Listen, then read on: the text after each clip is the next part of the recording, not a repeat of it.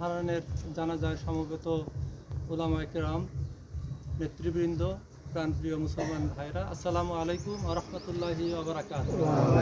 মা কানা লিনাফসি আন তামুতা ইল্লা বিইজনিল্লাহি কিতাবাম মুআজ্জালা।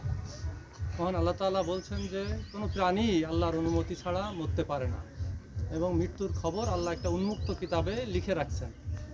আমরা একটা লোক কম বয়সে মারা গেলে আমরা মনে করি যে সে অকাল মৃত্যু বরণ করেছে। এটা সঠিক না। আল্লাহ যেটুকু দুনিয়া আসার আগে তার হায়াত দিয়েছে ওইটুকুই সে নিয়ে দুনিয়া থেকে বিদায়। যেটুকু রিজিক দিয়েছে সেই রিজিক শেষ হয়ে ফুরাই গেলেই সে দুনিয়া থেকে চলে যাবে। আর সহিহ বুখারীর মধ্যে আসছে যে একটা লোক ৪৫ বছরের হায়াত নিয়ে আসলো। তো সে প্রথম ৪০ বছর অত্যন্ত মন্দ কাজ করলো, শেষ ৫ বছর যদি ভালো কাজ করে সে জান্নাতি। প্রথম ৪০ বছর অনেক ভালো কাজ করলো, শেষ ৫ বছর খারাপ কাজ করলো, সে জাহান্নামী।